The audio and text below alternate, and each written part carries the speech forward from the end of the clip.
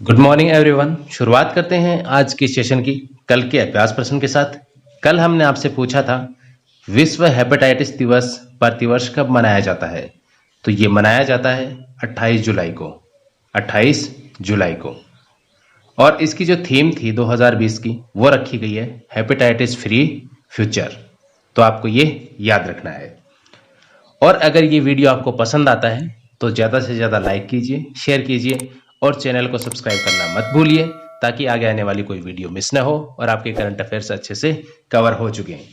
कल अगर मैं 29 जुलाई की बात करूं तो एक बहुत ही महत्वपूर्ण ऐतिहासिक दिन बन चुका है 29 जुलाई भारत के लिए। देखिए, एक छोटा सा वीडियो यहाँ पे सबसे पहले मैं आपको दिखाता हूं, उसके बाद में विस्तार से हम चर्चा करेंगे राफेल की। अंबाला एयरफोर्स स्टेशन पर राफेल का आगमन।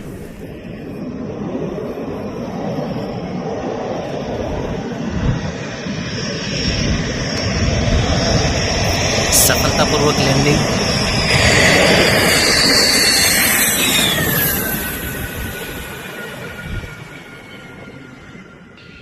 अब बात करते हैं राफेल के बारे में विस्तार से। देखिए, इसे हवा का सिकंदर कहा जाता है। राफेल फाइटर जेट को हवा का सिकंदर कहा जाता है। अगर मैं बात करूं इसके निर्माण की तो इसका निर्माण हुआ है फ्रांस में। फ्रांस की एक कंपनी है दसाल्ट एविएशन, इसी ने यहाँ पर राफेल का निर्माण किया है। इसके अलावा भारत के पास एक और फाइटर जेट है जिसका नाम है मिराज, जो यहाँ पर एयर स्ट्राइक में काम में भी लिया गया था। और मिराज 2000 है, इसका निर्माण भी दसाल्ट एविएशन ने ही किया है। आगे बढ़ते हैं। देखिए, अभी तक जो भारत के पास में फाइटर जेट हैं वो या तो तीसरी पीढ़ी के हैं या फिर चौथी पीढ़ी के हैं, लेकिन यहाँ पर राफेल की बात करें तो 4.5 पीढ़ी का twin engine multi role fighter jet है। ये बहुत ही यहाँ पर महत्वपूर्ण बात है भारत के लिए। और भारत को मिलने हैं फ्रांस से कुल 36 राफेल। 36 में से 6 मिल चुके हैं। और अगर इनकी कैटेगरी हम डिवाइड करें तो 30 मिलेंगे फाइटर जेट और 6 होंगे यहाँ पर ट्रेनर। 6 ट्रेनर होंगे। तो ये आपको याद रखना है। अगर मैं बात करूं इनकी तैनाती की तो 18 हैं। उनकी तैनाती अंबाला में होगी जो हरियाणा में है, और 18 की तैनाती है वो वेस्ट बंगाल में की जाएगी। तो टोटल हो गए 36। इसके बाद बात करें इसकी खासियत कौन कौन सी है। देखिए, सबसे ज्यादा यहाँ पे मारक क्षमता देखनी जरूरी है। राजनीतिक बातों को छोड़ के हम बात करेंगे यहाँ पर टू द पॉइंट, जो एग्जाम पॉइंट ऑफ व्यू से इंपॉर्टेंट है। मिसाइलें हैं यहाँ पर। देखिए, इसके अंदर कौन कौन सी लगी हुई है। एक स्कैल्प क्रूज मिसाइल है और एक हैमर मिसाइल है। ये एयर टू ग्राउंड यहाँ पर मार कर सकते हैं और दुश्मन के बड़े से बड़े बंकर और ठिकाने को पल भर में तबाह कर सकती हैं। इसके साथ ही इसमें लगी है मेटियोर मिसाइल जो एयर टू एयर मार करती है। और इसकी खास बात यह है मेटियोर मिसाइल की कि इसका निशाना है वो अचूक निशाना है। इसने जो निशाना लगा दिया उसके बाद में भूल जाओ, इसको दागने के बाद ये अपने दुश्मन को खोज के मारती है। उसके बाद आगे है माइका मिसाइल। ये भी आपके बहुत खतरनाक मिसाइल है इसके अंदर। साथ में इसके अंदर परमाणु हथियार भी कैरी किए जा सकते हैं। जो परमाणु हथियार हैं वो ले जा सकते हैं, बम वगैरह हैं वो मिसाइल के साथ में यहाँ पर इंस्टॉल किए जा सकते हैं।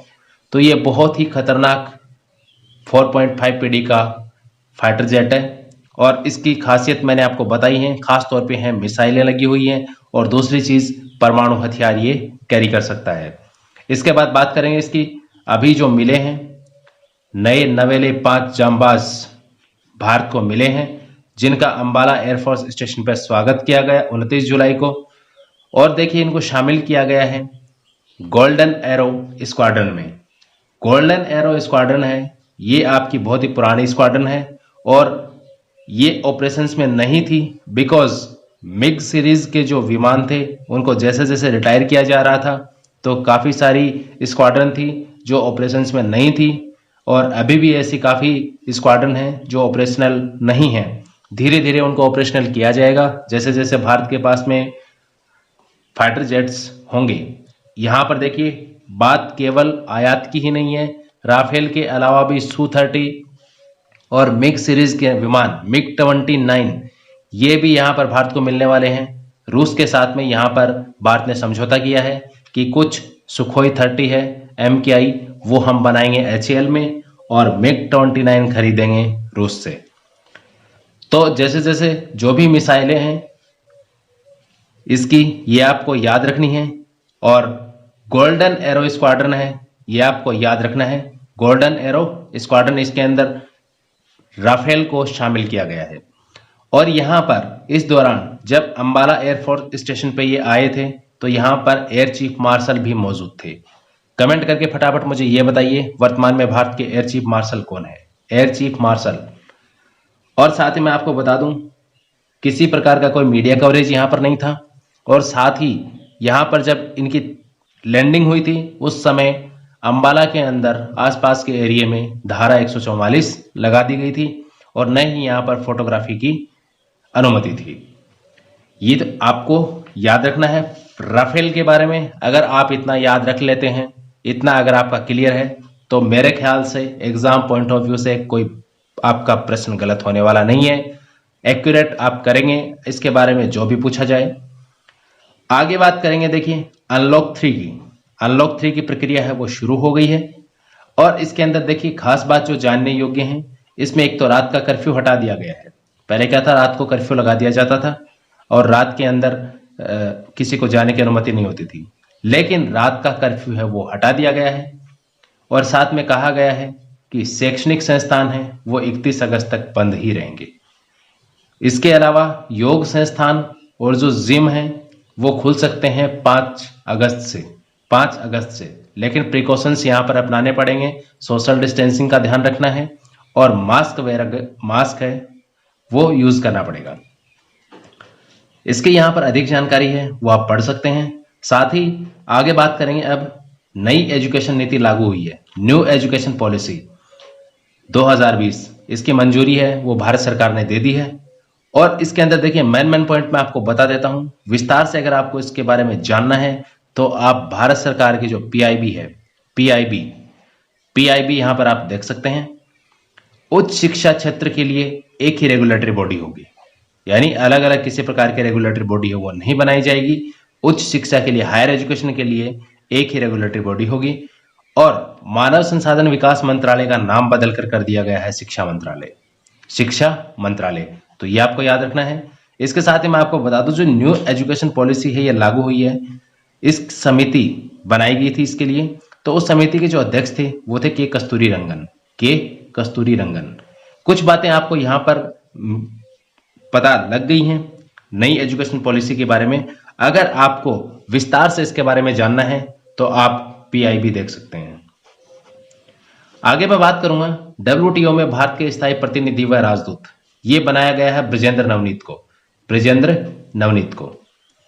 नेक्स्ट पॉइंट है अपना नासा का रोवर मिशन, ये 30 जुलाई को लॉन्च हो रहा है, यानी आज, जो मंगल की सतह पर जाएगा। कहां पर? ये मार्स मिशन है, मंगल की सतह पर।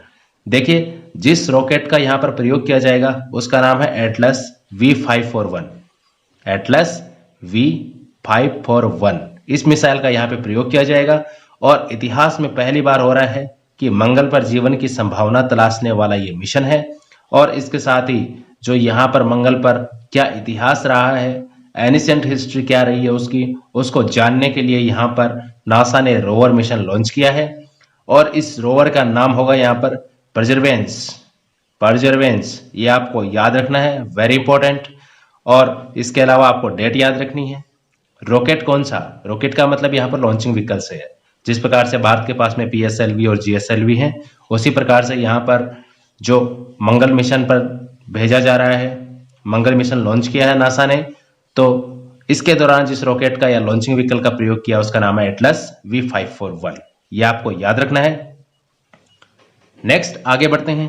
पारंपरिक चिकित्सा पद्धति और होम्योपैथी के क्षेत्र में सहयोग पर भारत और जिम्बाब्वे के बीच समझौता ज्ञापन पर हस्ताक्षर हुए हैं। तो ये दोनों कंट्री आपको याद रखने हैं, बहुत बार ऐसे प्रश्न पूछ लिए जाते हैं, तो आपको याद रखना है पारंपरिक चिकित्सा पद्धति और होम्योपैथी के क्षेत्र में सहयोग पर भारत और जिम्बाब्वे के बीच में समझौता ज्ञापन पर हस्ताक्षर हुए हैं। और यहाँ पर दोनों ही देश आपस में सुविधाओं का आदान प्रदान करेंगे। इसके अलावा जो भी डील हुई है उसके तहत यहाँ पर पूरी की पूरी सहयोग की भावना से कार्य करेंगे दोनों देश। तो आपको ये याद रखना है। आज के सेशन में इतना ही। चलते चलते आपके लिए एक अभ्यास प्रश्न, जिसका जवाब आप कमेंट बॉक्स में जरूर दीजिए। इसका सही जवाब हम अगले सेशन में देंगे। भारत ने 2010 में बाघों की संख्या दोगुनी करने का लक्ष्य किस वर्ष तक रखा था? ये आपको कमेंट में बताना है। ऑप्शन है 2020, 2021, 2022 या 2023। यहां पर थोड़ी सी देखिए मैं चर्चा करूंगा। भारत के अंदर टाइगर प्रोजेक्ट है। प्रोजेक्ट टाइगर वो 1973 में शुरू किया गया था। उस समय भारत में 9 टाइगर रिजर्व थे, लेकिन वर्तमान में 18 राज्यों में 50 टाइगर रिजर्व का यहां पे विस्तार है। साथ ही मैं आपको बता दूं, वर्तमान में जो भारत में बाघों की संख्या है वो 2970 से भी ज्यादा है। लास्ट जो जनगणना हुई है उसमें 2967 एक्यूरेट है, लेकिन वर्तमान में इसकी संख्या है वो बढ़ चुकी है। तो हम लिख सकते हैं 2967 प्लस।